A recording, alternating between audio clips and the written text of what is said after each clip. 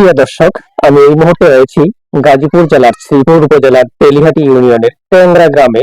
Dhaka Mymensingh highway রোডের পূর্ব পাশে মাওনা গফরগাঁও আঞ্চলিক মহাসড়কে জুলাই গণ অভ্যুত্থানের প্রথম শহীদ আবু সাইদের স্মৃতি ভাস্কর্য অঙ্কন করেছেন এখানকার স্থানীয় একজন কৃষক।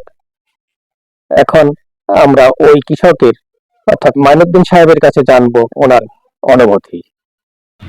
না, আমি জমি বর্গাদার।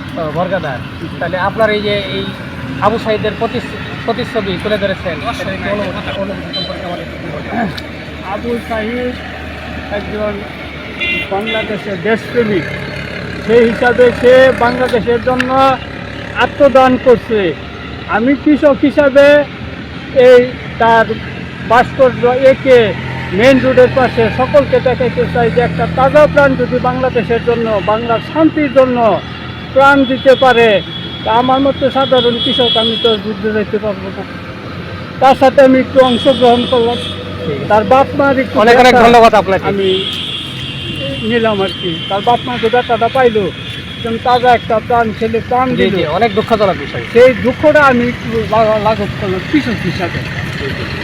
অনেক অনেক ধন্যবাদ। জুলাই গণ অভ্যুত্থানের প্রথম শহীদ আবু সাইদের স্মৃতি ভাস্কর্য ফসলি জমিতে অঙ্কন করে ওই কৃষক মাইনুদ্দিন পেরেছে জনগণের মন ও দেশপ্রেমিক জনগণের ভালোবাসা। আমিও ব্যক্তিগতভাবে মাইনুদ্দিন সাহেবকে শুভেচ্ছা ও অভিনন্দন জ্ঞাপন করছি।